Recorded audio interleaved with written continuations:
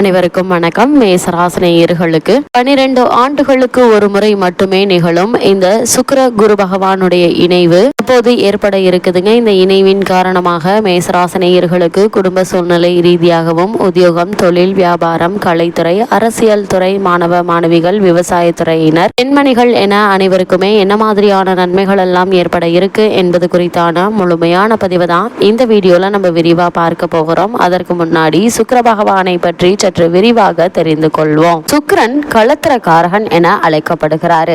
அசுர குரு சுக்கிரன் ஆவாரு. உலக இன்பங்களுக்கும் ஆடம்பர வாழ்விற்கும் அமோகமான வாழ்விற்கும் சுக்கிரன் தான் காரணமாகிறாரு. காம இச்சை, வாகனம், ஆடைகள், ஆபரணங்கள், அலங்காரம், வாசனை திரவியங்கள், சங்கீதம், அழகு, வியாபாரம், நடனம், நடிப்பு ஆகியவற்றிற்கு காரணம் சுக்கிரன் ஆகிறாரு. இவருக்கு 7ஆம் பார்வை மட்டுமே உண்டு. 64 கலைகளுக்கும் அதிபதி சுக்கிரன். காதல், சுகபோகம் இவற்றிற்கு அதிபதி சுக்கிரனே. ஜோதிடத்தின்படி களத்திரக்காரகன் சுக்கிரன். இவனே வாகனங்களுக்கும் அதிபதி ஆகிறாரு. ஜனன உறுப்புகளை காப்பவனும் சுக்கிரன் தான். சிற்றின்பத்தை நுகர வைப்பவனும் சுக்கிரன் தான். உடலில் வீரியம் இவன். அணிமணி ஆபரணம் சுக்கிரன் அருள் இருந்தாலே சேரும். கிழக்கு திசை சுக்கிரனுக்கு உரிய திசை. இந்திராணி இவருக்கு அதிதேவதை. இந்திர மருத்துவன் பிரத்யேதி தேவதை. வைரம் சுக்கிரனுக்கு உகந்த ரத்தினம். கருடனே சுக்கிரனுடைய வாகனம். கலைக்கு காரகன் சுக்கிரன். பரணி, பூரம், போராடம் இந்த 3 நட்சத்திரங்களுக்கும் நாயகன். ரிஷபம், துலாம் ஆட்சி வீடுகள். மீனம் உச்ச வீடு. கன்னி நீச்ச வீடு. சுக்கிரன் சந்திரனுடன் கூடி பலமுடன் 10ல் இருந்தால் நடிப்பு கலையில் தேர்ச்சி பெற்று குறிப்பிட்ட ஜாதகர் அல்லது ஜாதகத்தார் நட்சத்திர ஸ்தானம் பெற்று அவ்வகையில் அதிர்ஷ்டசாலியாக திகழ முடியும். லக்னம் எதுவானாலும் சரி, சுக்கிரன் 10வது வீட்டில் தனித்திருப்பவரானால் நிச்சயமாக கலைத்துறை ஒன்றில் பாண்டித்யம் பெற்று அதனால் மற்றோரை பரவசப்படுத்துகின்ற ஆற்றல் அமைந்த வகையில் அதிர்ஷ்டம் பெற முடியும். பொருட்களை வாங்குவதும் விற்பதும் இன்றைய வாழ்வியலில் முக்கியமான தொழிலாகும். இந்த தொழிலில் வலிமையை ஏற்படுத்துவார் சுக்கிரன். சுக்கிரன் பலம் பெற்று இருந்தால் காதலில் வெற்றி கிடைக்கும். ஒருவரது ஜாதகத்தில் சுக்கிரன் தசா காலம் நடக்கும் போது நல்ல முறையில் வாழ்க்கையில் அனுபவிக்க வேண்டிய சிற்றின்பம், பேரின்பங்களுக்கு வழிவகுப்பாரு. குறிப்பிட்ட ஒரு நபரை பார்த்து இவர் ஜென்டில்மேன் என்று சொன்னால் அவர் ஜாதகத்தில் சுக்கிரன் சிறப்பாக அமைந்துள்ளார் என்ற அர்த்தம். லக்னத்திற்கு நாளில் ஆட்சி, உச்சம், நட்பு பெற்று அமர்ந்தால் வண்டி, வாகனம், செல்வாக்கு, அந்தஸ்து ஆகியவை அற்புதமாக அமையும். இது சுக்கிரனுடைய அதிகார தலமாகும். கஞ்சனூர் சென்று நீல ஆடை அணிந்து வெண் தாமரை மலர்களால் சுக்கிர பகவானையும் பிரார்த்திக்க வேண்டும். இதனால் தொல்லைகள் நீங்கி நலன்கள் கிடைக்கும். சுக்கிர தோஷம் நீங்க அனைவரும் வழிபட வேண்டிய தலம் ஸ்ரீரங்கம். சுக்கிரன் அல்லது சுக்கிராச்சாரியார் பிருகுவின் மகன். அசுர குலத்தோரின் தலைவன். விருச்சப்பருமவனின் குலகுரு. சுக்கிரனின் மகள் தேவயானி. மருமகன் யயாதி வெள்ளி போல் என அடையாளப்படுத்தப்பட்டுள்ளது. சுக்கிரன் என்பதற்கு தெளிவு, தூய்மை, பிரகாசம் ஆகியவற்றிற்கான நவகிரகங்களில் ஒருவர். தேவகுரு பிரகஸ்பதி இவரின் உடன் பிறந்தவர். பிரகஸ்பதியினுடைய மகன் கசன் இவரது சீடர்களில் ஒருவர்.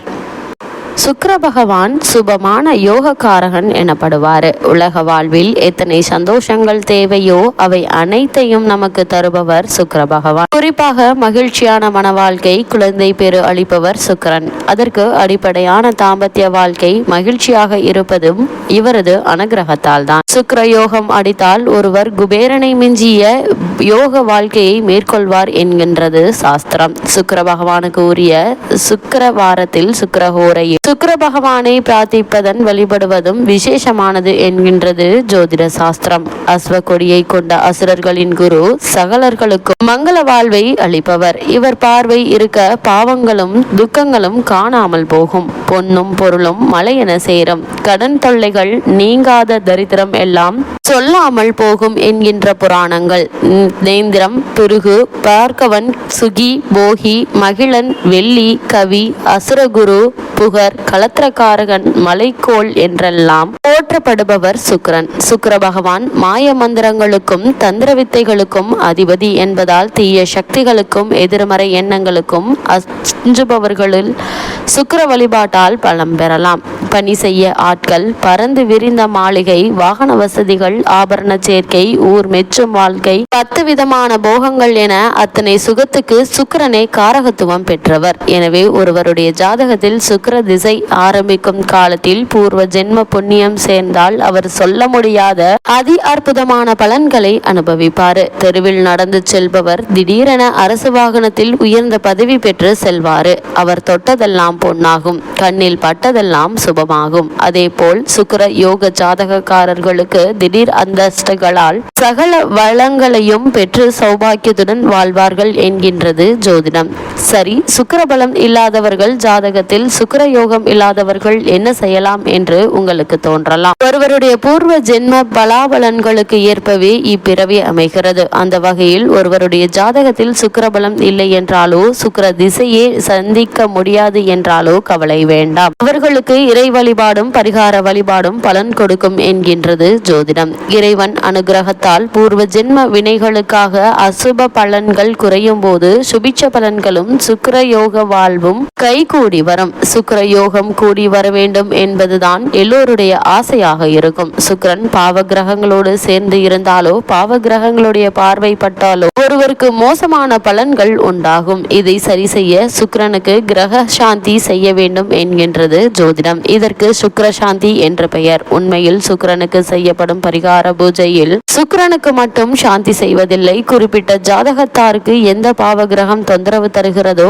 அதற்கும் சேர்த்து சாந்தி செய்வார்கள். உதாரணமாக சுக்கிர திசையில் சூரிய புத்தி இருந்தால் தலை, வயிறு, கண் தொடர்பான உபாதைகள் வரும். சுக்கிர திசையில் சந்திர புக்தி இருந்தால் பணத்துக்கு கஷ்டம் இருக்காது, ஆனால் வாத பித்த ரோகங்கள் உருவாகும். செவ்வாய் புத்தி இருந்தால் குடும்பத்தில் கலகம் உண்டாகும். கேது புத்தி இருந்தால் அபகீர்த்தி வரும். எதிர்பாராத வகைகளில் உபத்திரவதம் உண்டாகும். இப்படி சொல்லிக்கொண்டே போகலாம். இப்படி சுக்கிரன் நீச்சம் அதிகரித்தால் உண்டாகும் பிரச்சனைகளிலிருந்து மீள சுக்கிர பரிகார ஹோமங்கள் செய்யலாம் சாஸ்திரங்கள் சொல்கின்றன. விழுப்புரம் மாவட்டம் திண்டிவனம் ஆவணிப்பூர் சாலை கீழ்பசார் என்ற ஊரில் எழுந்தருளி இருக்கிறார் ஸ்ரீ மரகதாம்பிகை சமேத ஸ்ரீ சந்திரமௌலீஸ்வரர். இந்த கோவில் சுமார் 1500 ஆண்டுகள் பழமையான இந்த ஆலயம் முன்பு சுக்கிர பரிகார தலமாக இருந்து வந்துள்ளது. அசுர குருவான சுக்கிரன் மகாபலியின் தானத்தை தடுத்து வாமன பெருமாளின் காரியத்துக்கு இடையூறு செய்த பாவம் நீங்க சுக்கிர பகவான் இங்குள்ள சந்திர தீர்த்தத்தில் நீராடி வழிபட்டார் என்று கூறப்படுகிறது புராணம். ஈசனின் கருணையால் பாவம் நீங்கிய சுக்கிரன் பெரும் வரங்களை பெற்றார் என்றும் சகலருக்கும் நன்மைகளை வழங்கும் தேவ கிரகமாக மாறினார் என்றும் கூறப்படுது. இவ்வளவு மேன்மைகளை கொண்ட சுக்கிர பகவான் மீனராசியிலிருந்து பெயர்ச்சியாகி மேசராசியில் சஞ்சரித்துக் கொண்டிருக்கும் குருவோடு இணைகிறாரு. இந்த இணைவு எண்ணற்ற நன்மைகளை உங்களுடைய வாழ்வில் வாரி வழங்கக்கூடிய ஒரு தருணமா அமையிருக்குதுங்க. இந்த வகையில மேசராசினியர்களுக்கு இந்த குரு மற்றும் சுக்கிர பகவானுடைய இணைவின் காரணமாக என்ன மாதிரியான சாதகங்கள் எல்லாம் ஏற்பட இருக்கு என்று பார்க்கும்போது, ராசிநாதனான செவ்வாய் உங்களுடைய ராசிக்கு 11ஆம் இடத்தில் இருந்து 5ஆம் இடத்தை பார்ப்பது சுப அமைப்பு என்று தாங்க சொல்ல வேண்டும். அது மட்டும் இல்லாம அதே 5ஆம் இடத்தை குரு பார்க்கிறார் என்பதால திரிகோண இடம் பலம் பெறுதுங்க. இந்த காலகட்டத்தை பொறுத்த வரைக்கும் மேசராசினியர்களுக்கு எண்ணற்ற நன்மைகள் நிறைந்த ஒரு தருணமா தான் இந்த சுக்கிர பயிற்சி அமைஞ்சிருக்குதுங்க. இந்த ஒரு அமைப்பு மற்ற கிரகங்களுடைய சிக்கல்களை கட்டுப்படுத்தும் என்பது மட்டும் இல்லாமல் நீங்கள் எடுக்கக்கூடிய முயற்சிகள் அனைத்தையுமே வெற்றியாக்கக்கூடிய ஒரு தருணமாகவும் அமைஞ்சிருக்குதுங்க. குடும்ப அதிபதி 12இல் இருந்தாலும் உச்ச நிலையில் இருந்தாலும் பணவரவு என்பது நன்றாக இருக்குங்க. லாபஸ்தானத்தில் சனி இருப்பதால தொழில் உத்தியோகம் சிறப்பாக இருக்குங்க. இந்த தொழில் உத்தியோகம் சிறப்பாக அமையும் பட்சத்துல லாபம் அதிகரிக்க இருக்கு. லாபம் அதிகரிக்கும் பட்சத்துல உங்களுடைய பழைய கடன்களை அடைத்து நிம்மதி பெறக்கூடிய ஒரு தருணமா இக்காலகட்டம் அமைஞ்சிருக்குதுங்க. இதனால் எண்ணற்ற முன்னேற்றங்கள் நிறைந்த ஒரு தருணமா அமைஞ்சிருக்குதுங்க. மேசராசினியர்களை பொறுத்த வரைக்கும் சுக்கிரனுடைய இந்த நிலையின் காரணமாக குடும்ப பொருளாதார நிலையை மேம்படுத்துவதற்கான முயற்சிகளை மேற்கொண்டு வரும் மேசராசினருக்கு சிறு முயற்சியிலேயே நல்ல ஒரு வெற்றி கிடைக்க இருக்குது. மேலும் என்ன மாதிரியான விஷயங்கள் விஷயங்கள்ல மேசராசினியர்கள் கவனமாக இருக்க வேண்டும் என்று பார்க்கும்போது மேசராசிக்கு 11ஆம் இடம் பாதஸ்தாகம் ஆகுங்க. அங்கே சனியும் இருப்பது உறவுகளுடைய விஷயங்கள்ல கவனமாக இருக்க வேண்டும் என்பதை அறிவுறுத்துதுங்க. உறவினர்களிடம் விட்டு கொடுத்து அனுசரித்து நடந்து கொள்வது நல்லது. குறிப்பாக சகோதர உறவுகள் சற்று சிக்கலை தரலாங்க. சகோதர உறவுகளிடம் என்ன பேச வேண்டும் என்ன பேசக்கூடாது என்பதை சற்று ஆராய்ந்து பேசுவது நல்லது. மேசராசினியர்களை பொறுத்த வரைக்கும் உங்களுடைய ராசிக்கு விரயஸ்தானத்தில் ராகு இருப்பதால உடல் நல பிரச்சனைகள் உண்டாவதற்கான வாய்ப்புகள் இருக்குது. சிறு உடல் உபாதை என்றாலும் கூட உடனே மருத்துவரிடம் அணுகி அதற்கான சிகிச்சை எடுத்துக்கொள்வது நல்லதுங்க. குழந்தைகளை பற்றிய கவலை மனதை வாட்டுங்க. அதனால் அவர்கள் என்ன செய்கிறார்கள் ஏது செய்கிறார்கள் என்பதை கவனித்து கொண்டிருப்பது மிகவும் நல்லது. மேசராசினியர்களுக்கு கிரக நிலைகளின் ரீதியாக கூறப்படும் பரிகாரம் என்ன என்று பார்க்கும்போது வீட்டிற்கு அருகாமையில் உள்ள திருக்கோவிலுக்கு சென்று நெய் தீபம் ஏற்றி வைத்து வழிபடுவதன் மூலமாக எண்ணற்ற நன்மைகள் உங்களுடைய வாழ்வில் ஏற்படும்.